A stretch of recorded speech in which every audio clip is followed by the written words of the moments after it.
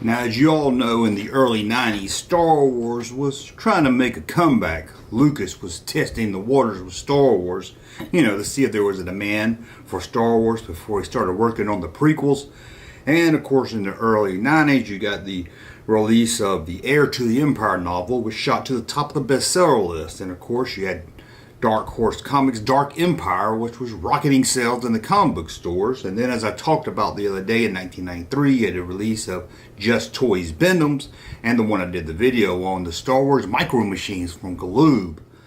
So Star Wars was starting to build a slow fever pitch. That wasn't until 1997, when I like to say Star Wars came of age. That's when Star Wars returned and hasn't ever left since then.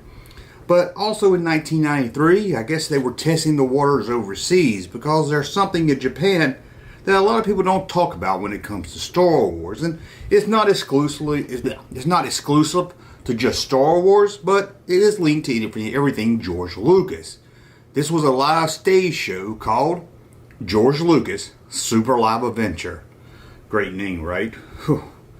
This show would take a person from the crowd, a female, which was planted into the crowd, and she would be brought on stage, and there, thanks to a magic wand, she would have an adventure going through all of George Lucas's films. Well, not all of his films. They don't really touch on Howard the Duck, but they do go across the Star Wars films, the Indiana Jones films, American Graffiti, and even the movie Tucker. It's crazy. It's a whole crazy adventure. And leave it to Lucasfilm to also release some merchandise from it. You know they're going to do that. They're going to merchandise anything Star Wars or Lucasfilm related. But let's take a look at some photos and some videos from the stage show. The show ran from April to September 1993. And again was called George Lucas Super Live Adventure. And this was a show unlike any stage show you've probably ever seen. It was kind of like going to see a concert and a stage show mixed in with I don't know what else. I mean, this thing even had tigers on the stage. Production cost for the show was $25 million, so it seems they didn't hold back. And the plan was to keep the show going for 2.5 years. The concept of the plan first hit in 1987 for the 20th anniversary. Lucasfilm was gonna tour some props and materials to celebrate the 25th anniversary and do a stage show also. But that didn't pan out, and this is what we got. Again, just in Japan. Now, the stage for this was a pretty amazing piece. A lot of technology and work went into it. After all, this stage had to make it look like a 1950s movie, to an Indiana Jones movie, to a Star Wars movie, and then a movie about a car designer named Tucker. So not only did it have to be technical designed, it had to be big. This thing was 60 feet across. It had fog machines, spring-loaded spears, catwalks that the actors would run up and down from, or hang from, jump from, you name it. Now, like I said at the beginning of this video, the story evolved around a girl, Japanese girl, because this play was in Japan.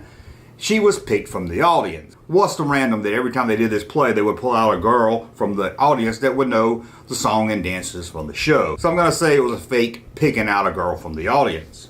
This girl on the stage would then have to confront and defeat all the villains from Lucas's films. Again, not all his films. I don't think there was any references to Howard the Duck. And during this time, they would have musical breaks, battles, and a lot of dancing.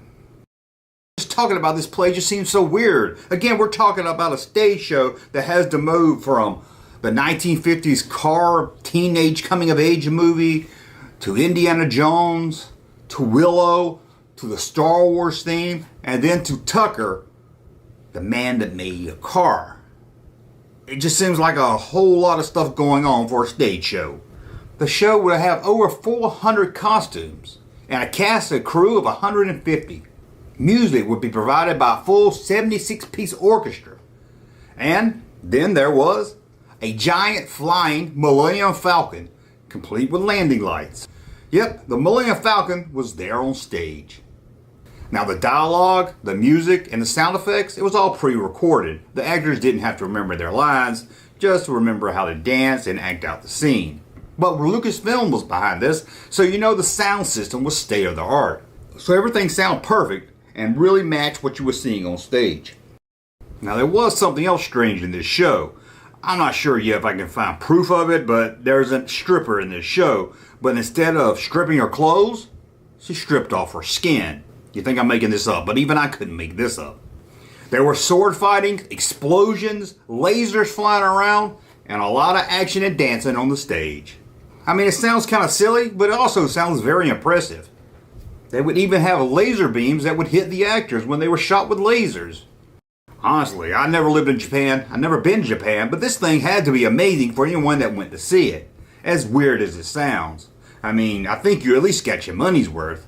According to the production designer, the script called for a trick a minute.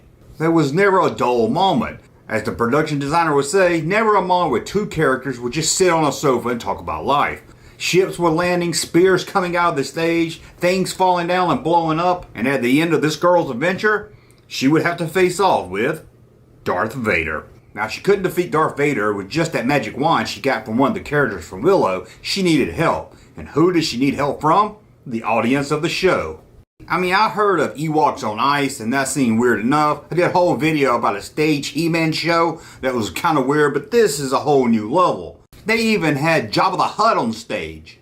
And it seems there were big plans for this show. One of those big plans was to take it on a world tour. And maybe even having it as a permanent feature at somewhere like Disney. Sadly, or thankfully, that never worked out. After 22 weeks in 4 major Japanese cities, the show closed. Us in most countries never got to see this crazy show. Well, we do kind of get to see it now thanks to the internet, thanks to videos on YouTube. And I'll link to one of the videos in the description below. If you got over an hour to waste to watch this thing, good luck. And now let's look at some of the merchandise that did get released and was sold at the show. One thing big in the early 90s was phone cards. I know you kids today is like, why would anybody need a credit card that's just for phones? Well, we had to have them. We didn't have cell phones. And here's one that says George Lucas Super Live Adventure, and it's got 3PO and R2 on the card. There was another one that's pretty cool looking. I mean, you got Darth Vader, you got Luke in front of the Death Star, you got Indiana Jones, probably some Willow in there, I'm not really sure. I see Tucker standing in front of his car, and Mel's Diner from American Graffiti, and there's more. I mean, I even see a Wicket. You even had a pen set. Pen as an ink pen, not one that you pin to your shirt. One for Indiana Jones, one's for Star Wars, and then one just an overall adventure pen. There was even a plastic bag to put stuff in that you bought at the show. I know the picture's not that great, but this is the best picture I could find of it. You could even have a George Lucas Super Adventure Live shirt. Man, I would love to have that. That looks pretty awesome. How about a George Lucas Super Live Adventure watch in a pretty nifty cool box? Yep, they had that too. Even had a mug with George Lucas's face on it. And a Darth Vader keychain with a bent black lightsaber. Whoever saw Darth Vader with a black lightsaber?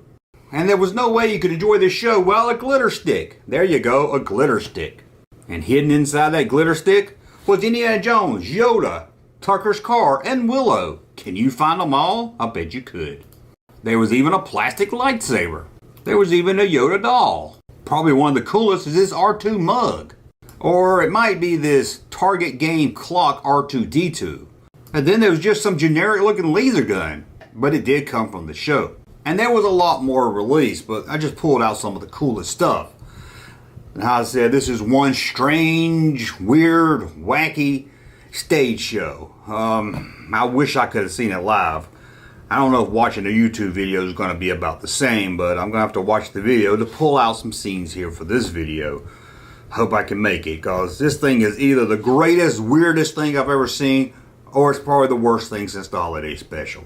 I'm not really sure. I would love to hear if any of you guys seen it. Unless I got some people from Japan, I really doubt it. Or maybe you were just visiting at that time and you thought, oh, there's really nothing in Japan for me to see. What? A Star Wars, George Lucas, Indiana Jones, Willow, Tucker, American Graffiti stage show? That just seems like fun right there. Well, let me know what you think about this. Does it sound like a weird, crazy experience? Or does it sound like something that would be so horrible you wouldn't even want to sit through it? Or you're like, man, I got to see that. That just sounds pure gold. Well, I want to thank you for watching. As always, thumb up so you like my content, subscribe to the channel, and we'll talk again soon.